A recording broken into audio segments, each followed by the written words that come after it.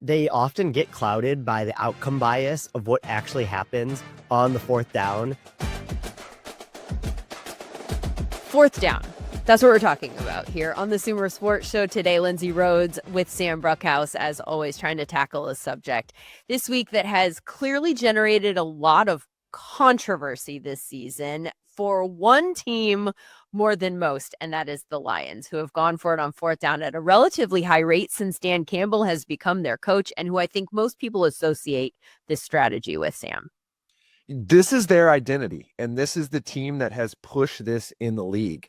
You look at some of the numbers, the most total fourth down goes of any team going from 2021 when Dan Campbell became the head coach to 2024 last year, and they've converted at a very high rate. Now, it's going to sound like you would expect them to be the first or second. They have the 10th highest conversion rate in the league in that time period. However, the teams that are above them have like 40 less goes than the Lions. The Lions are going for it at a much higher rate than everyone else, and they are able to convert it despite having a much larger sample size than all the other teams. And the reason we're having this conversation is because they have converted on those much less lately. They have struggled on fourth down recently. They've gone 0 for their last 7. That spans a time period of 3 weeks. They have been called over the years and recently gutsy, risky, aggressive, uber aggressive, stupid, some other phrases that are in that family that I will not repeat on this show. I've also seen the approach in general referred to as a gimmick. Today, we're going to look into all of that with an open mind. I mean, we obviously, Sam and I, have strong feelings based on data about fourth down in general, but we're going to look at the Lions data specifically this season with Sam and with Seth, who will be along in just a bit. And we'll see if maybe there's anything in the data that suggests that they are going for it on fourth down too much, or maybe in the wrong situations. Or is there a play calling issue? Shawn Syed is going to watch all of the film, and he'll join us to tell us what he sees. We're going to see if there's anything that suggests that the Lions should, in fact, alter their approach on fourth down, which many people are calling for, sometimes directly via email sent to our very first guest on this show, who has covered the Lions for 15 years, Dave Birkett from the Detroit Free Press. You mentioned in an article that you wrote earlier this week that you get emails from Lions fans that are angry about the Lions' approach to fourth down. What are the primary points that you hear made? I feel like you were reading my emails when you said that, because it really is where there's a lot of Lions fans right now that are frustrated with, the lack of success of late. And some of these people have always been against them going for it on fourth down. But I think the biggest, bone of contention right now for people who don't want to see the Lions going for it is that, hey, we've got this team now that's a really good team. Maybe we don't need to do it in as many situations, or this offensive line isn't quite as good as it was. This offense isn't quite as good. No Amon-Ra St. Brown last week. They were obviously down Sam Laporta last week. So some of the key players that they lean on in those situations aren't there, and doesn't make sense for the Lions to keep going for it in those situations. I think I'll throw one other number out at you, and I'm sure you guys know this, but the Lions conversion rate this year is about what it's been under Dan Campbell for, since he took over as head coach in 2021. Last year was a little bit of an anomaly. They were a little bit higher, but he's doing the same things he's always done. And the Lions are having about the same amount of success. It just so happens that they're 0 for their last 7. And that sort of, amplifies this issue in a lot of fans' minds. So, Dave, going back to 2021, we've seen, at least by the models, that the Lions go for it at a rate that is correct. When they go for it, they probably should go for it, at least as the analytical models are said. From your understanding of the room, of the coaches, how much of this is the book? How much of it is looking at the analytics? And how much of it is just the culture of, we want to play Lions smash mouth football and we're going to be aggressive no matter what?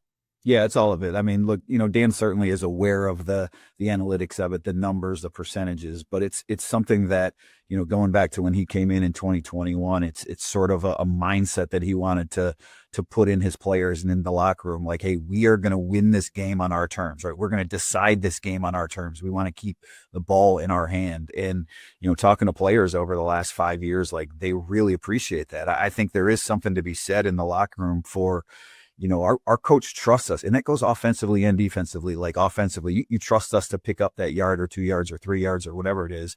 And then defensively, there's the fact of like, well, he trusts us that even if we don't get it at midfield, he trusts us to get a stop or hold them to 3 points. So, Dan has said before that, it's a big feel thing when he does it in games, but he knows the numbers. They go over that like every team does. But ultimately, I think that's just who he is. That's what he believes in. That's what he wants his team to be about. So that first year, this is one of the things that caught my eye was how it actually, I don't even think at the time I was as keyed into the analytics behind it. I'm sure I was to a degree, but what really stood out to me initially was the culture that this was establishing, that he was training them to be aggressive all the time. Like, we don't take plays off. All of them matter. And especially in a first year where you're coaching a bad team, like they won very infrequently and had historically won very infrequently, and you're trying to just shift the mentality. This felt like a very smart approach, right? Like, even if you're losing, every play matters, and we are going to take this fight to them. And then clearly over the years, who they are has changed in the sense that now they are a good team, and they've been a good team for a handful of years.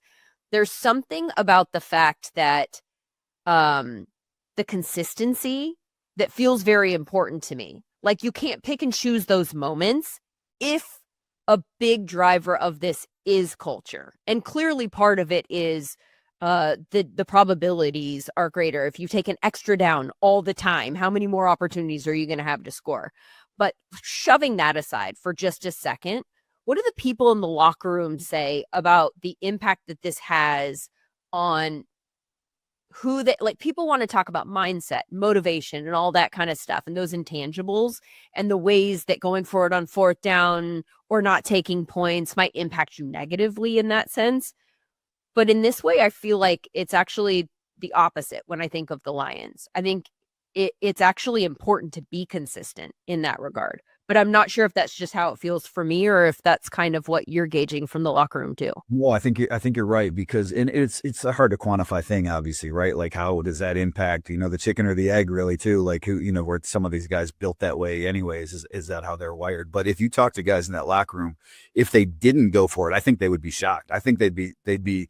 It's not just Lions fans, right? Some of these players, they stay out on the field because that's what they come to expect Dan to do now. When you're in fourth and 3 or less, and you're midfield 40-yard line, whatever, wherever you're at about in that range, even close to the goal line, like he just believes in, like, that play is valuable. We're going to get those points, and I think there's a lot of trickle down that the players, the confidence it gives them in some of those situations, the expectation that they have for that, if it's 3rd and 6, I don't need to pick up 6 yards here because we're going to get to 4th and 2 and we're going to go for it on 4th and 2. So I do think there's a whole lot of trickle down that, when you talk to players, that they really appreciate that Dan has built that culture around them. They say, not about this, but about a lot of things, right? The standard is the standard, no matter who's coming up and what backup offensive lineman you're trying to play in a given week. I think the same goes to exactly what you said, that the standard is the standard, no matter how good or how bad our team is. We're going to keep this game in our hands, and we're going to go try to win it on our terms.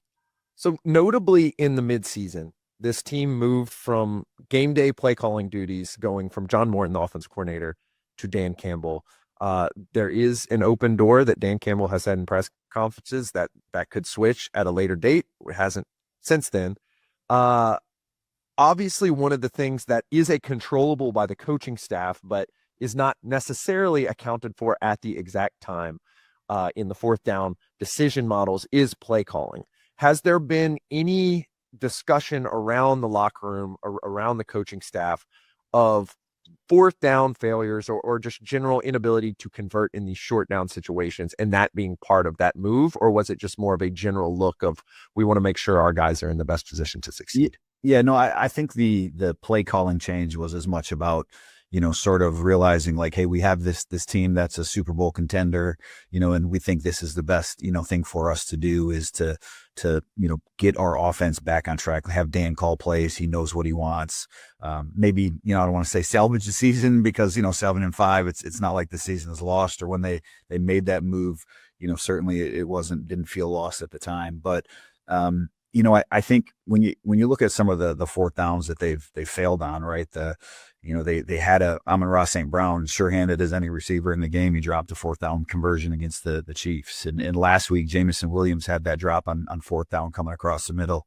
John Morton, the deposed play caller, said he catches that, he probably scores. So I think there's a lot of those play calls that, whether it was John calling plays, in Kansas City, or Dan calling plays last week, that have been dialed up to win, and they just haven't hit on the execution point. And, Dan has said that, even going back to this last game, he said like he wanted the first fourth down call that they had back, that run play to Jahmyr Gibbs. He didn't like that call. There's still some play calling, I think second guessing that he does among himself, but in terms of the overall decision to take play calling duties back, that I don't think that had anything to do with what was going on fourth down. And frankly, they were doing pretty good on fourth down until here the last couple of weeks. Yeah, and I think that's another thing that we really need to like hammer home, is that sometimes these things kind of ebb and flow, and they started very strong this season on fourth down, and now they're going through a rut, and mathematically you would expect that to even out to a degree. The one thing that I say to people consistently about this fourth down where the Lions are concerned when they're complaining about them is that they outscored their opponents by 222 points last year.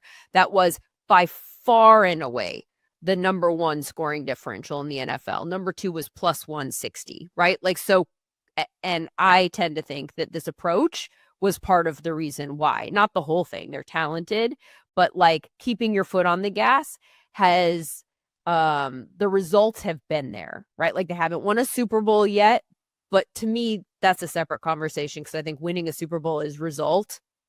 Getting to the playoffs is process, and that plus 22 indicates that they did exactly what they were supposed to do against every level of opponent and didn't play down to the level of competition. Like, there are so many things that says about a team. This year, their record is not as good. They're struggling on fourth down at the moment, though not on the season. And they're still their scoring margin is still the third highest in the NFC. So they're sitting outside the playoff picture at the moment. But in terms of scoring differential, they are actually near the top of the NFC also. So that also, to a degree, Sam, feels like it points to some degree of variance, like maybe some unlucky bounces or things like that. When you talk about the type of feedback that you're hearing from fans, I would imagine that this gets brought up to the coaching staff and the players in the locker room. I said I point to the plus 222 as like my response to that. What are the kinds of things that they say? Yeah, no, you're right. I mean, it's the freshest thing, right? And so that's why I think fans are so up in arms about this right now, or so curious about this right now, because all of a sudden they're 0 for their last 7, and it happened 0 for 5 in a loss to the Eagles, and then last week, and so people sort of equate that with, the sky falling on the season, which isn't quite the case yet either. But I think what the Lions are saying about that and feeling about that is that. This is us. You know what I mean? I mean, that's really the response. Like, Jared Goff was asked about this a couple of weeks ago. I can't remember what game, but he was like, no, like, we're going to keep doing this. This is who we are. And so the Lions' expectation is that, they're not living and dying, I guess, with one failed conversion or 2 failed conversions or what it is. They realize that this happens in the NFL, and I think that's the other part that's been tough for Lions fans to grasp, is when you're coming off a 15-2 season, when you made the NFC Championship game the year before, and even the year before that, you finished the year so great. Like, everything seemed to be on this constant, like, up, right? Everything was going so great. And now 7-5, it's like, well, that's really what the NFL is. Like there's so much parity, and it's tough to win 15 games, but things felt so great the last couple weeks or the last couple years that it doesn't feel the same right now. And that's really about the same with the fourth downs that, fans liked it, appreciated it early on. And now when things aren't going so well and the record isn't quite as great, that's where some of the issues come in, I think.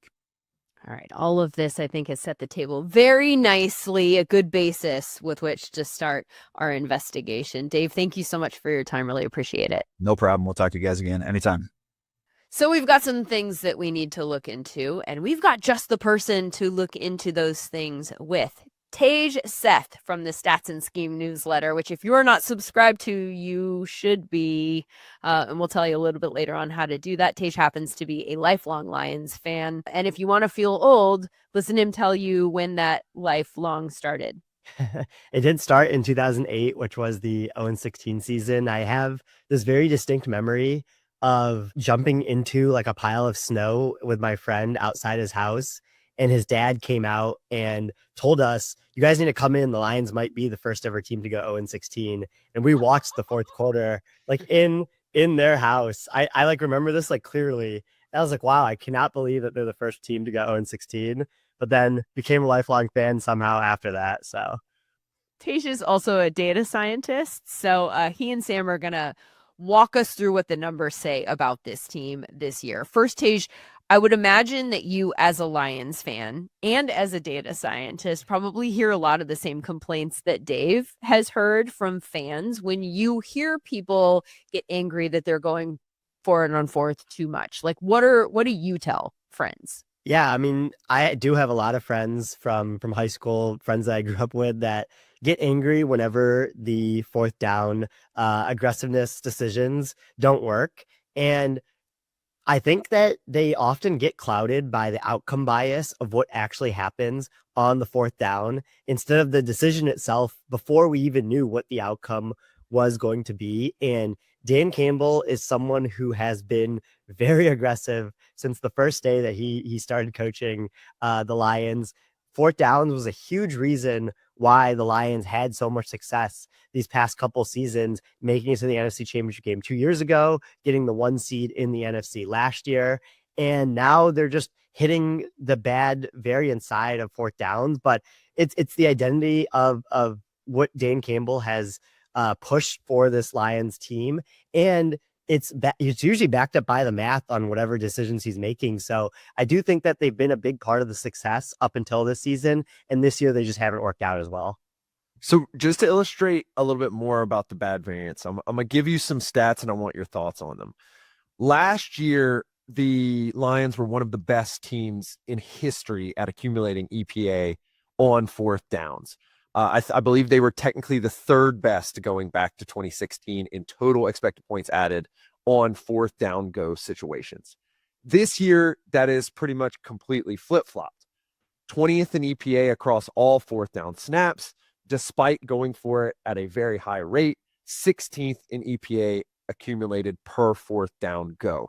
So can you explain a little bit more the regression of what we've seen this year and what that may mean moving forward? Yeah, I mean, those are really good stats to bring up. I think the first point is there's a lot of luck involved in these small sample size, subsets that we look at, like fourth downs, like where you don't get enough plays to truly determine if a team is good or bad at fourth downs at this point in the season. So I think that's definitely played a role, and the Lions were probably lucky last year, like you mentioned, and then unlucky this year. But there are some underlying aspects of the Lions offense that are probably causing them to be worse at fourth downs this year. One, you lose Ben Johnson, who, you can see what he's doing with the Bears right now. Like, he is one of the best play callers in the league, one of the best play callers in high leverage moments that I've seen in the NFL. So I think that's been a big reason for it. And then the other reason is the interior offensive line play has just seen a huge downgrade this year, where, you go from the offensive line being like the strong suit of your entire team to a situation now where you just feel uneasy about both of the guards in the center on every play. And I think that's been a big reason why they haven't been able to convert as many fourth downs as well.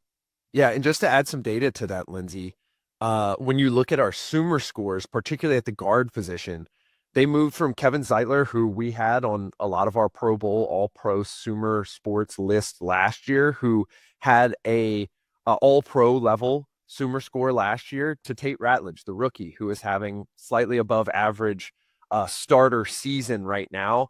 And then Graham Glasgow, who they've since moved to the center position, was at about that above average. We haven't seen that level of play from Christian Mahogany, who is now out due to injury, and they're trying to replace him with various other people. Move that over to the center position, where Graham Glasgow is now playing at that slightly above average level at the center position. Frank Ragnow had one of the best seasons that we had seen, Lindsay, at the center position. So it is interesting to see how some of these facets play into their total performance.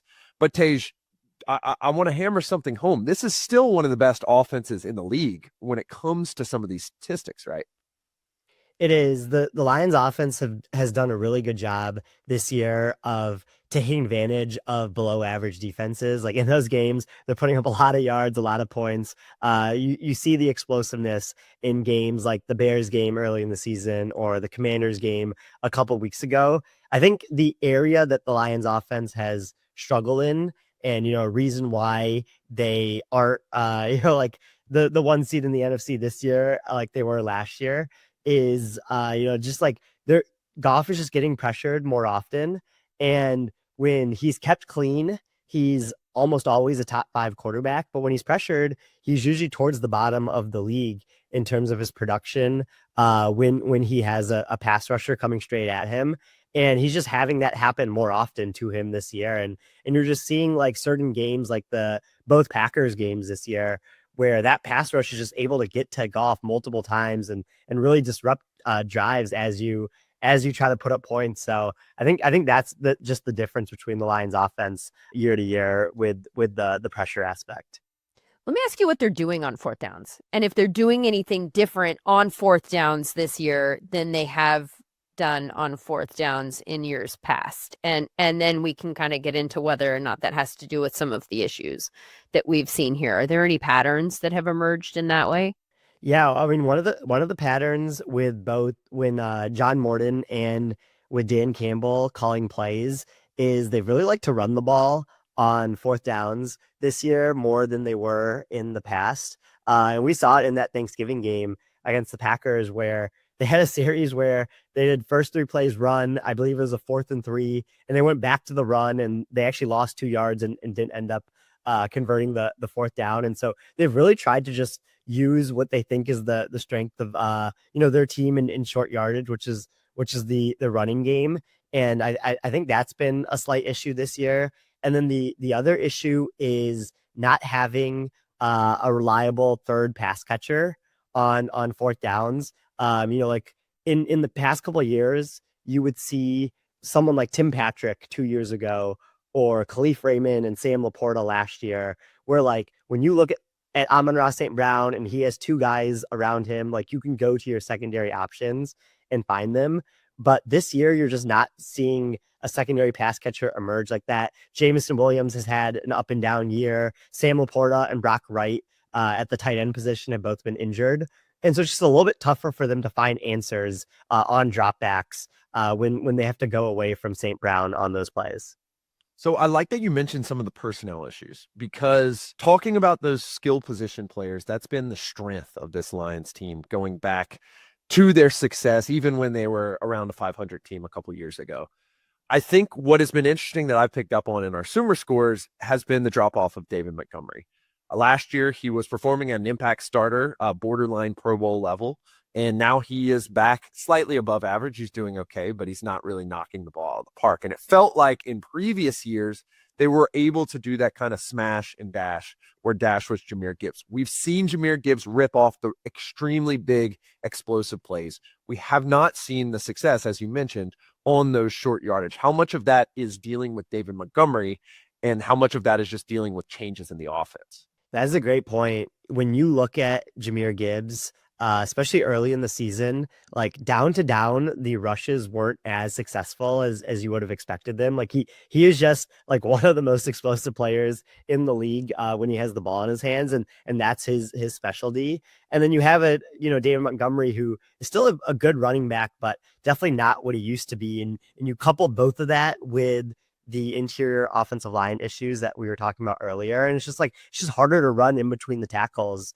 on 4th and short when there's 7 or 8 defenders in the box defending that. The Lions have found a lot of success, running against light boxes this year in like neutral situations, but when it's heavier boxes and the defense is kind of keyed in on the run, it becomes a lot tougher to convert those situations. What is the pass rate versus run rate, Sam? I know you dug into a lot of data. I want to get into some of the like nitty-gritty data points here with regards to the Lions and 4th down, and then we can kind of see where that takes us conversationally. In terms of pass rate and run rate, what are we showing? Yeah, so on 4th downs in particular, they're at about an average pass rate. That is high because it is 4th down at 72%. And it was similar in the years 2021, 2022, 2023. The interesting part is last year, it was extremely low. A lot of this can be situational. A lot of this has to do with play sequencing, as Tej mentioned in that Packers game, run, and then you flip in another run. But that's what we're seeing this year. And I think a couple interesting parts that Tej has said have caught my eye. Number one has been Goff under pressure. Last year, we saw kind of an anomalous year from Jared Goff. He performed extremely well when under pressure. And this year, it just hasn't been there. So it sounds like, Tej, and you correct me if I'm wrong, that we're seeing a lot of regression from an offense last year that was a historical powerhouse. Is that correct?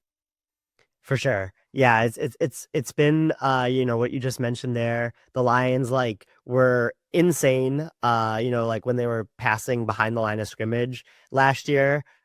Just because the scheme and what the skill position players were providing, that's not as good this year. There's just a lot of areas where Lions were just getting very easy hidden yards that they're just not able to as well this season. Timeout. I got to back up here because you said 72% pass rate on 4th down, and that's league average. And my mind can't focus on anything else that you've said because I'm thinking of 4th down situations where you would typically go. That's usually a short yardage situation. We're not talking about 4th and 8 very frequently, I would imagine. Why are they passing so much? Why would anyone pass at that rate in a 4th and 1, 4th and 2, 4th and 3? So I think you have to think about how to truly be efficient at this. And so something that has always caught my eye has been on go for 2 situations, which is technically 2 or 3 yards. Typically you see a high pass rate there as well. You also got to consider a lot of these 4th downs are end of game situations as well, where it is those 4th and 5, 4th and 6, 4th and 7. Are they for the Lions? Not particularly for the Lions, but I'm saying when you're looking at the league average, right?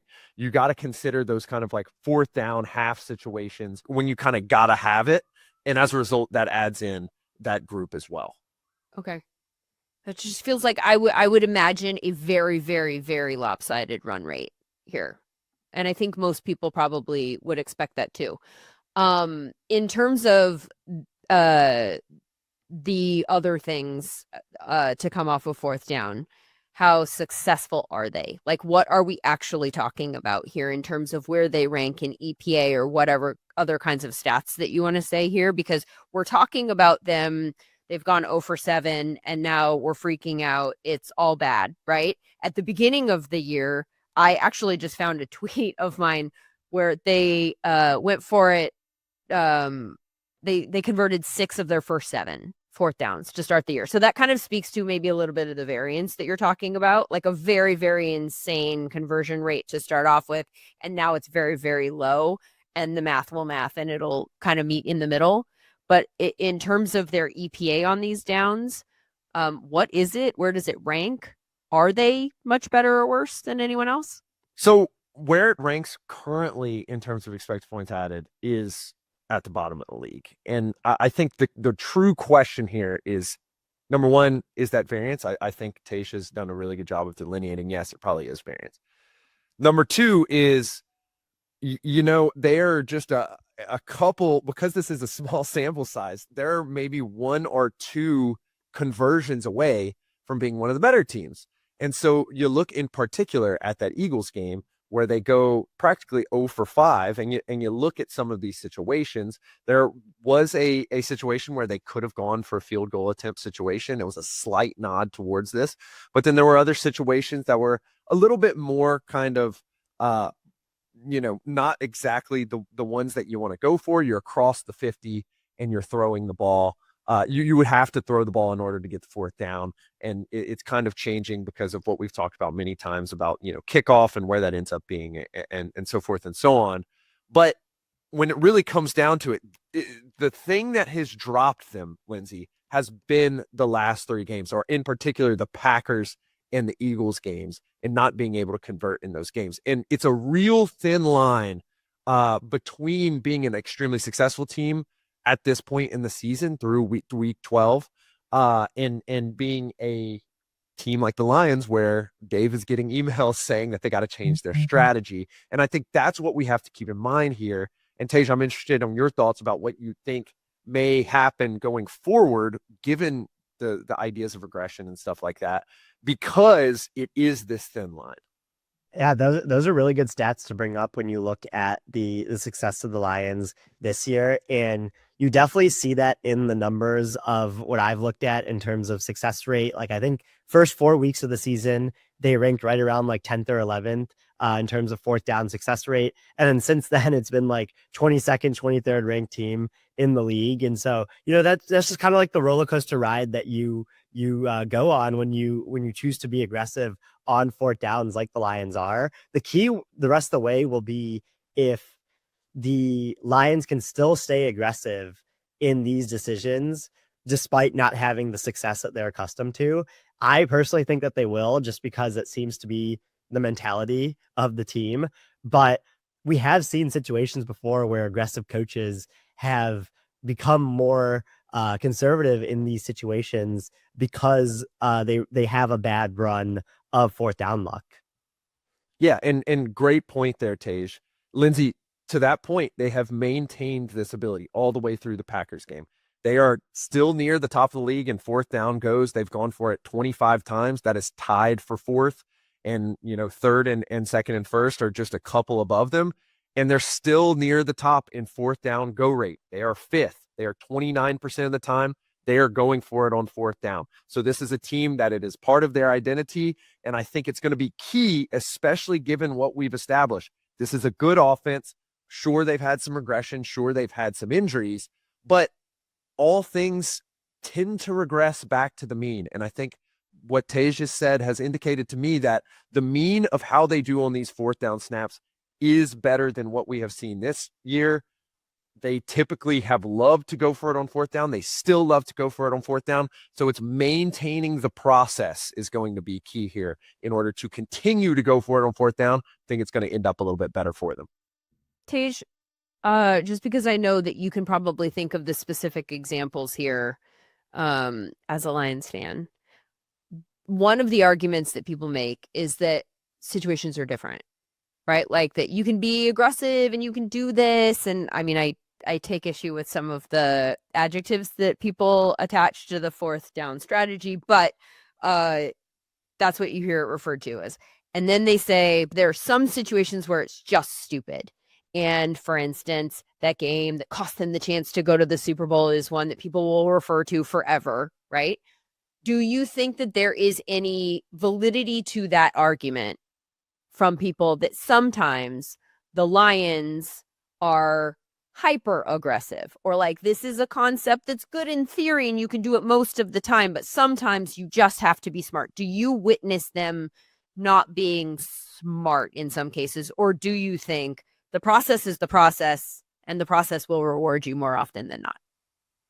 Yeah, that was a really good point to bring up, because there have been situations I've observed where the Lions were almost more aggressive than what you would have been recommended to do in that situation with whatever model you use to make your fourth down decisions. The prime example, which is relevant since they're playing the Cowboys again this week, is choosing to go for 2 when you didn't have to from the +7 yard line against the Cowboys on that Saturday night game 2 years ago, which was just like an insane decision. I've really never seen anyone ever come to that conclusion where you want to win the game from the 7 when you didn't have to, and you very well could have just kicked the extra point and gone into overtime there. So that's been one of those. There's also been other situations where like they're sometimes better off kicking the field goal and going up like a certain amount of score that usually is beneficial to them, that I've seen them go for it in. But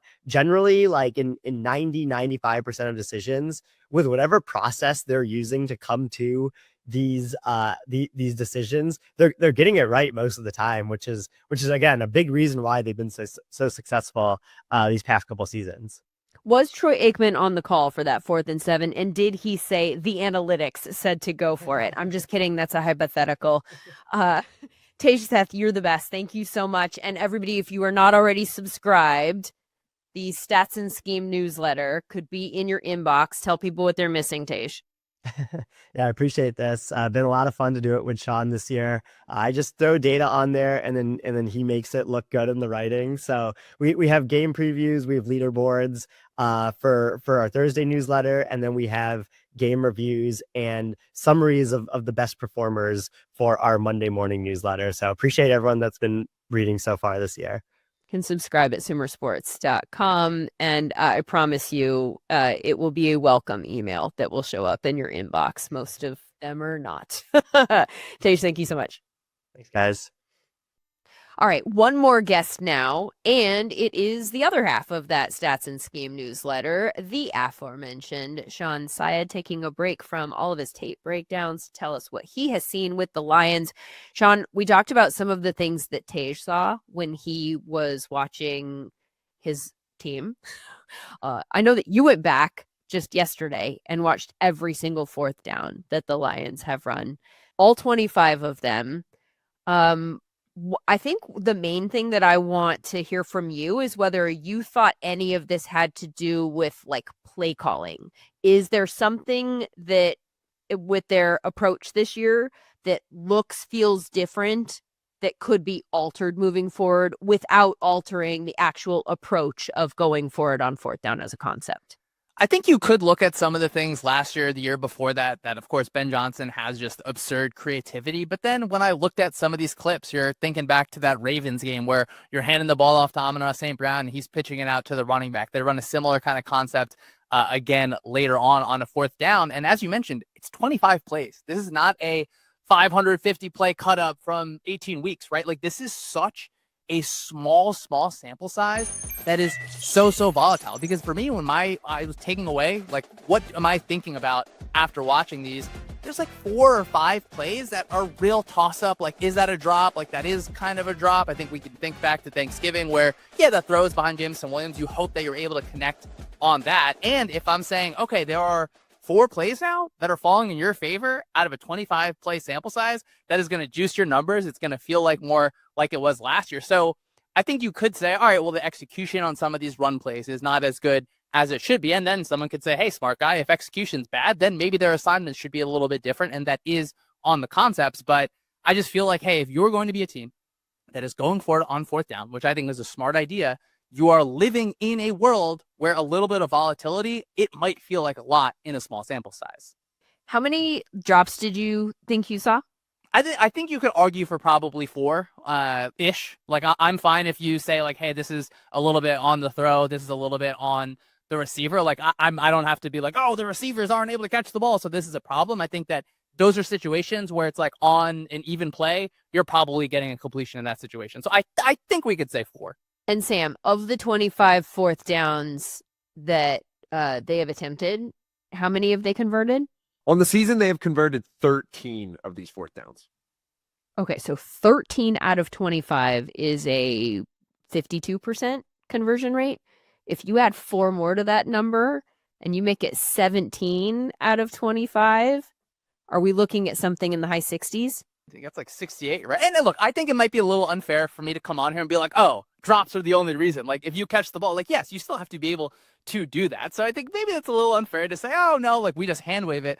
I just think like we have to understand that if we're playing this variance game, there are going to be times where it runs cold. And I don't think that that means like we have to unfold the entire process here. Yeah. And for context, Lindsay, that's the whole standpoint on this variant stuff and why we like to put it in historical context as well. Like this is still about an average year in terms of conversion rate going back to 2016. Now, the league has changed since 2019. The league has changed since Dan Campbell took over in 2021. That being said, we're talking about 4 plays here. 4 plays gets them in the top 10. 4 plays probably wins one of these games for them. And I think Shawn, especially highlighting that Ravens game where you have an innovative play that ends up practically icing the game for them. I think this is why this strategy has to continue. Do you agree? I mean, absolutely, right? Like if I'm coming on here and saying, okay, well, there are these 4 plays that would be this massive swing. And even if you tell me, hey, this is a 50% chance that this ends in a completion, where I think that you probably feel a little bit more comfortable than that, then you're betting that going forward, the variance is going to swing back in your favor, right? Like it is going to swing when you keep on having these opportunities. And this is all to say, yes, you have interior offensive line issues. Yes, I think you probably feel less comfortable about some of those inside runs. I'm sure, as you mentioned on the pod so far, they have a higher pass rate on some of those 4th downs. But it's hard for me to look at this and say anything other than, you just got to trust the process here. But I understand fans being like super upset about this. Like it has to be frustrating to be known as you're the 4th down team. This is so great. Okay, now you're like getting that swing back a little bit, where, as Sam said, you're still kind of that league average in terms of your 4th down conversion percentage. But, unfortunately, the results are so important where sometimes I think the process might be a little bit forgotten. We talked earlier about their pass and run rates on 4th down. So we're passing at a 72% clip.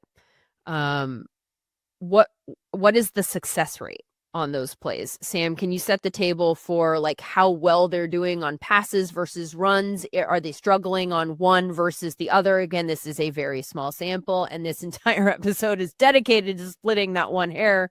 But then, so I want to hear the numbers, and then I want to hear what you've seen on those passes or runs. Obviously, it sounds like from a passes standpoint, we kind of heard about the drops there, but.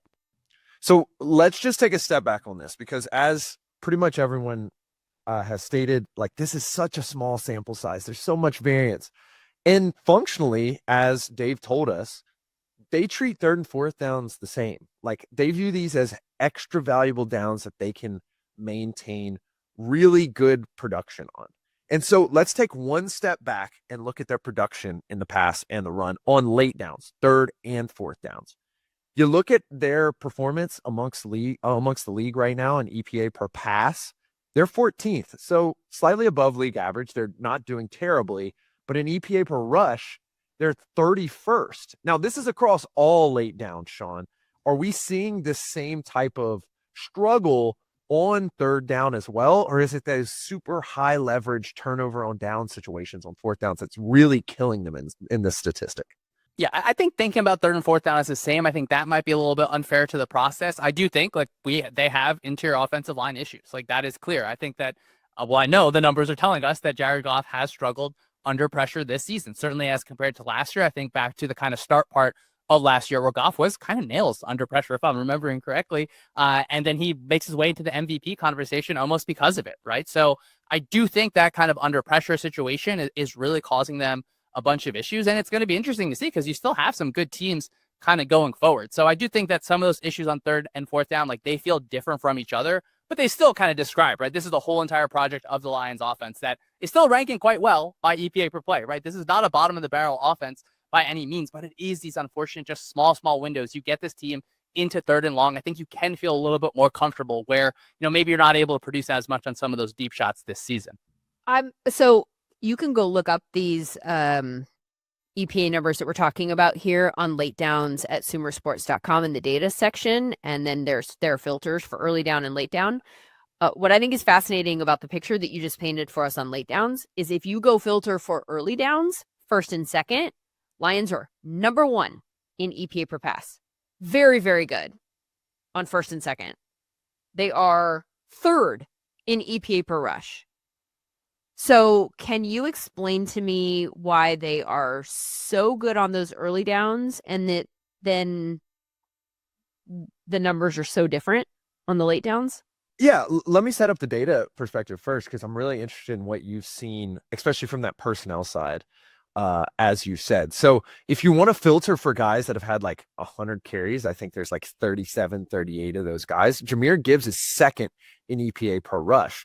But then when you look at down by down success rate, that goes down to 11th. And so what we're figuring out there is that the Lions are able to generate these immensely explosive plays using Jahmyr Gibbs in the running game in the early down kind of, you don't know if they're going to pass, don't know if they're going to run. This is a play action heavy team. And thus they're able to utilize some of those instances to spring Jahmyr Gibbs early on. And then he runs for 67 yards. We've seen with speed past everybody and score, but the down to down success rate has not been 100% there. It's more around like what we would expect, a middle to bottom tier certified starter to be at.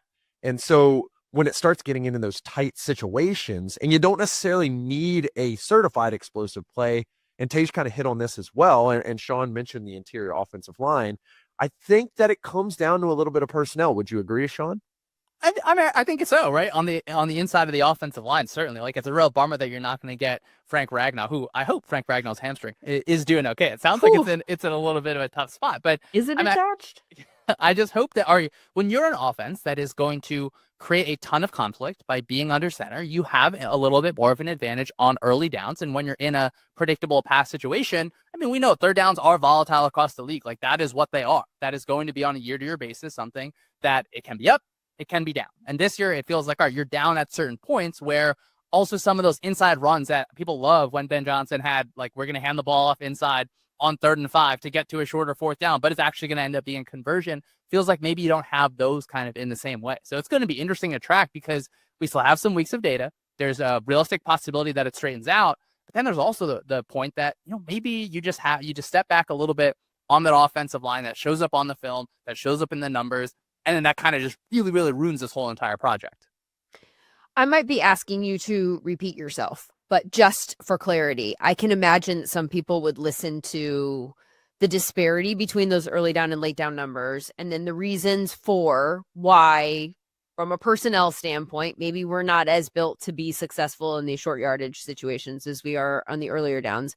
And if I were somebody that was arguing against them going forward on 4th down all the time, I might say that you just sort of helped my argument. Like, we're not as good in those short yardage situations. Maybe there is an argument for, like, we're not the team this year to do that. What would you say to that, Shawn?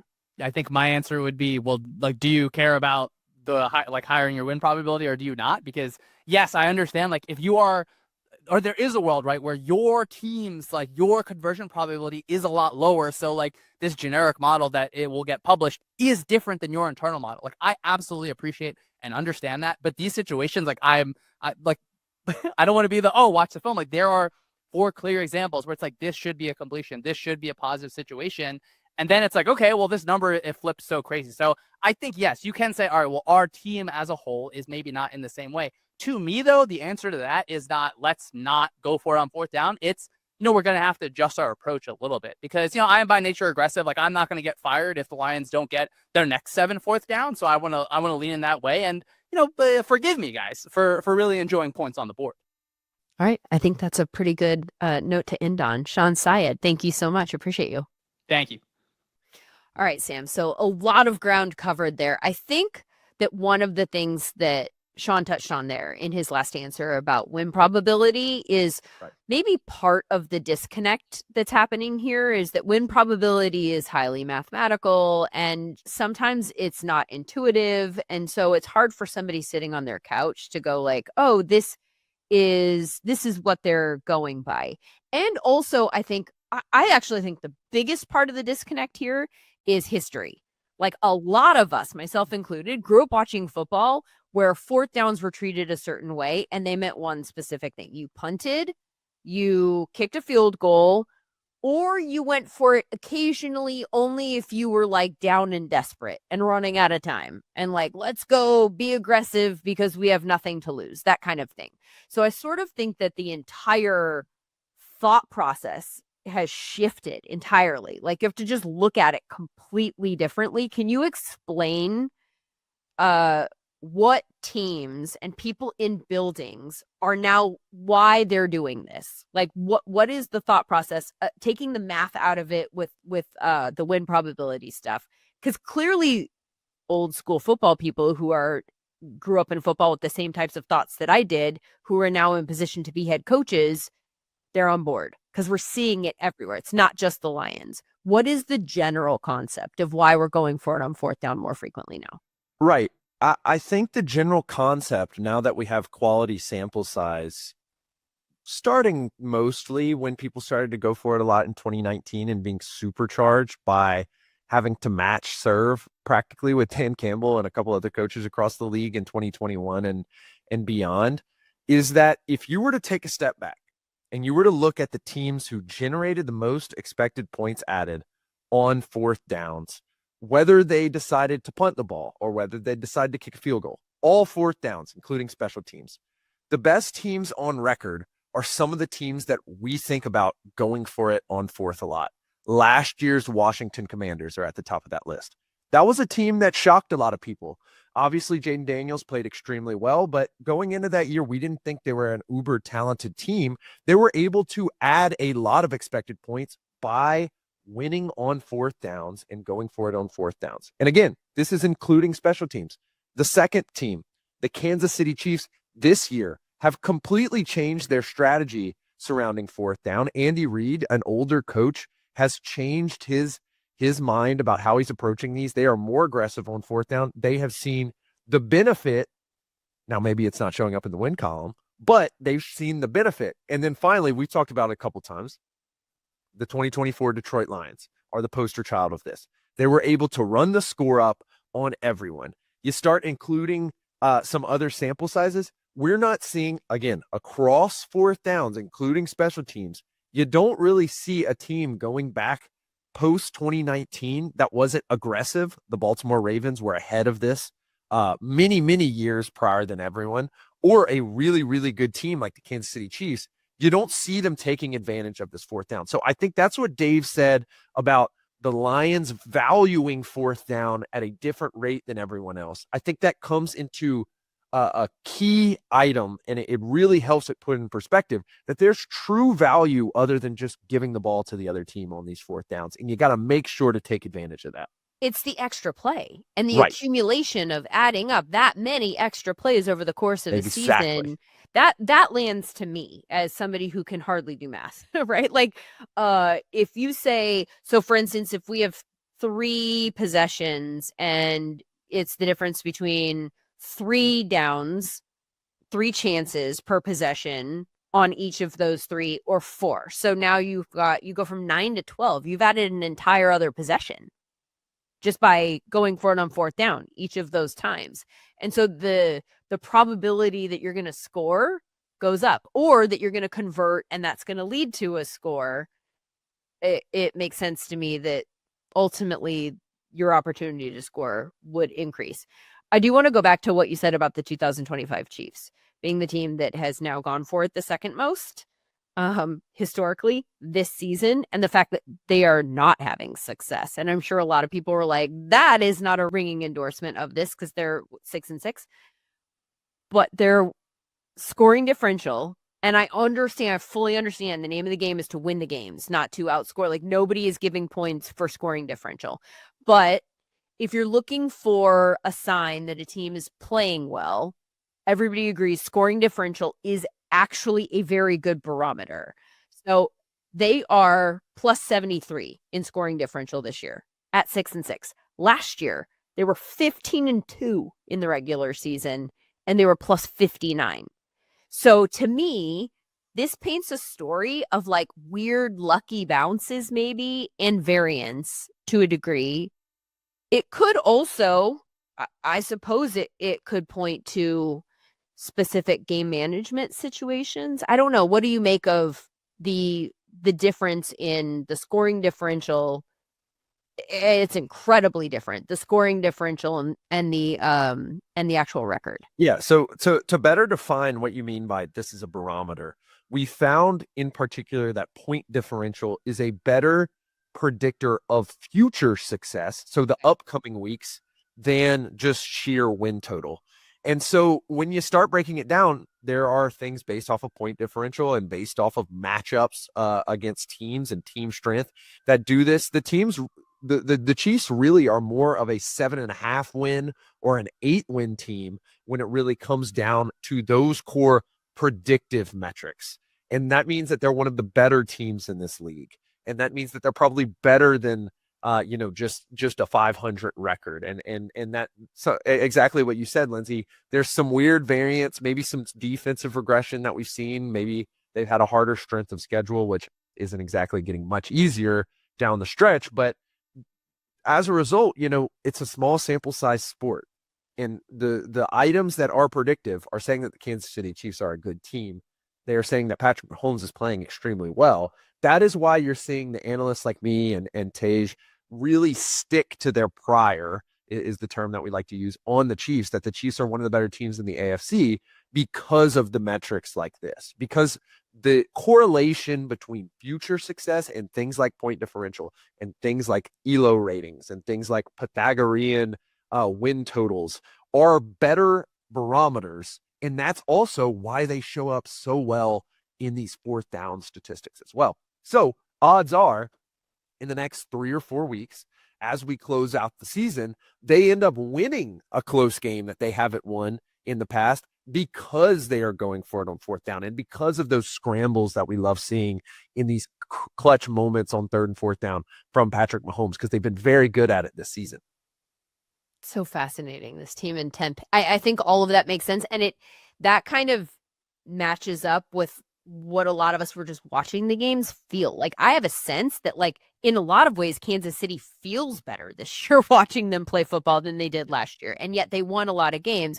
Then on the flip side, in the AFC this season, I'm watching Denver, for instance, and I'm not necessarily feeling like they're a team that I have a whole lot of confidence in on the offensive side of the ball in particular. Defense is great, but like the offense, I'm like, I don't know how they're 10-2.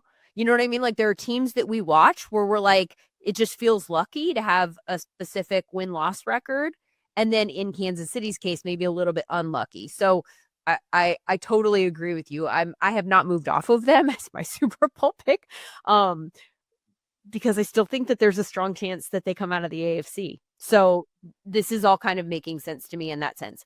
I am curious about, so Kansas City's obviously one of the answers to this question. You said earlier in the show that the Lions were tied for fourth in number of fourth down goes this season. I'm curious about who the other teams are that have gone for it more than them. I'm curious to see what type of picture is painted.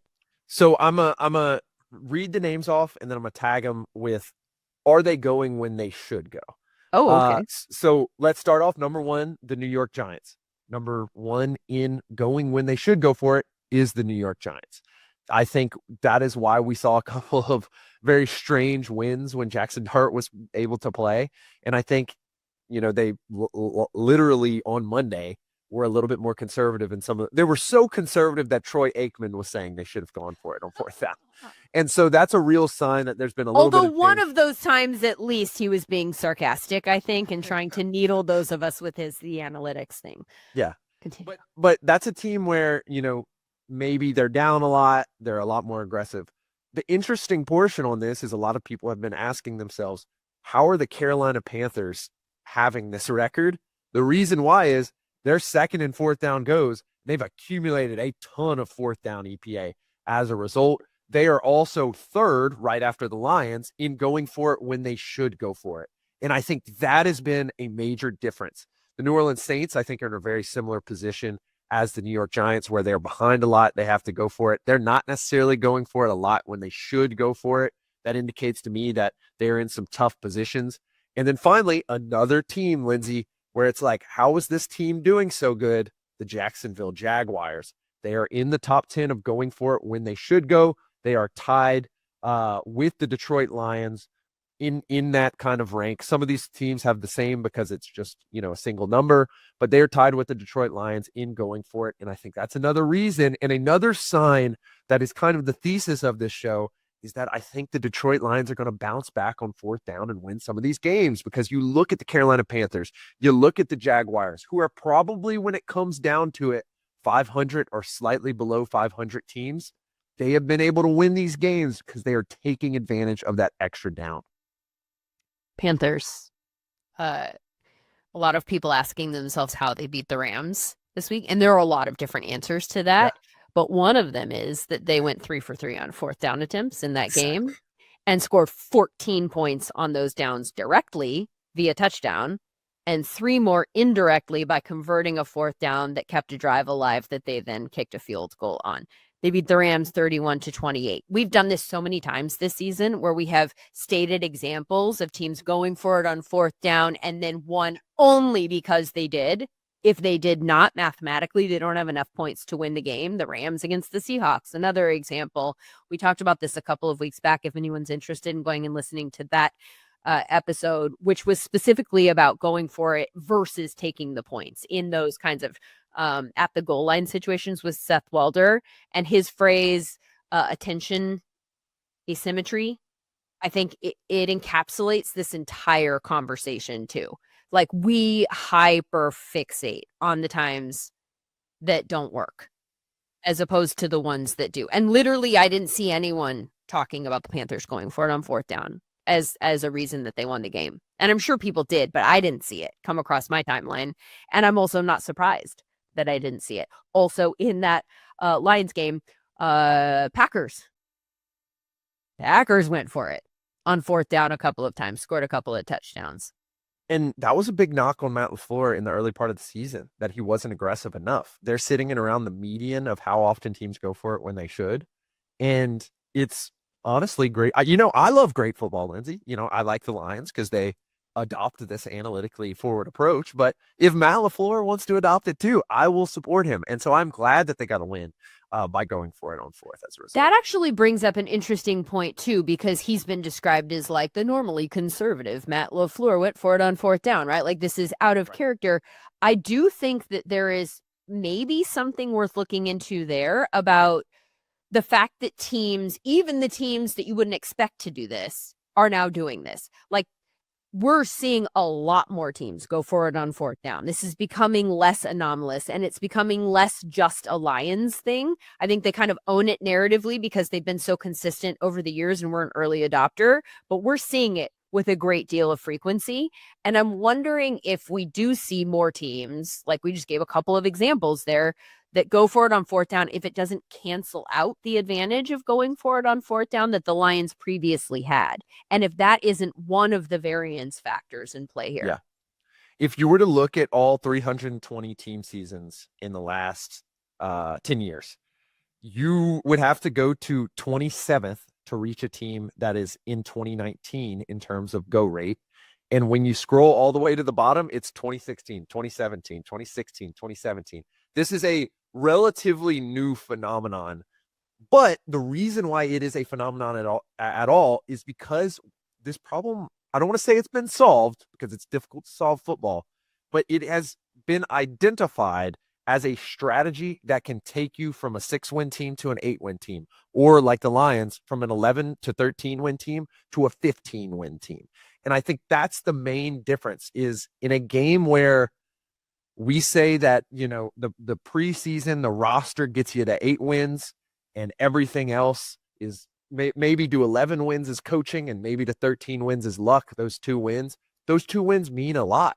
And so I really like how you highlighted, Lindsay, a team that has been ascendant this year. They only have a couple of losses, is the Denver Broncos. They're not going for it when they should. They're the worst team at going for it when they should, when it adds win probability. And so that's a signifier to me that maybe in the upcoming weeks, as they play division games against good opponents, as they continue to play tough teams, that's going to come back and bite them in the coming weeks and definitely in the playoffs. Okay, I hate to do this again. I'm going to do this because I can hear people who are coming at this from a different approach saying they're 10-2. Right. You're saying that they don't go for it on fourth down, and look at how many games they've won, and that's the goal, right? Right. So is there something that we need to consider with regards to that? there's a great saying by the wise Nick Saban, and it's that results are the distractions. And of course, at the end of the year, you want to win as many games as possible, but you want to put yourself in good positions. And it's difficult to win. You have to have an all-pro defense to overcome things like not making correct decisions. And so, sure, they may be able to win a billion games. They may be able to win the Super Bowl, but they have an all-time defense with talent that we haven't seen maybe in the past 4 or 5 years, maybe since the last Denver Broncos Super Bowl have we seen the level of talent. But if you want to be a team like the Chiefs, for example, who have a few core pieces, but not a superstar wide receiver, an aging tight end, the left side of their line has moved, or you want to be a team like the Panthers where maybe you're confident in your quarterback, maybe you're not confident in your quarterback, but you want to win games, these are the strategies that get you there. Sam Brookhouse, good stuff. As always, want to remind you real quick that you guys can go to the data pages at SumerSports.com and find those early down, late down splits, and a lot of these other numbers that we're talking about that are more predictive. Then I love the way that you stated that about scoring differential, that's a forward-looking stat. And a lot of these other stats that are efficiency metrics are sort of the same type of thing. Even though they're evaluating what's happened in the past, the reason that we like them better than counting stats is because they indicate when you're trying to do something, are you successful at doing that thing, as opposed to maybe just hitting 170-yard bomb or something like that, getting your passing yards up, but it doesn't actually mean that much throughout the course of a game because it's not split up and converting into first downs. Lots of good stuff here discussed. Thank you so much to all of our guests, Dave Birkett from the Detroit Free Press, from Tej Seth and Shawn Syed, the dual components of our Stats and Scheme podcast, our Stats and Scheme newsletter, which you can subscribe to now at SumerSports.com. Thank you so much for being with us, and we'll see you again next week.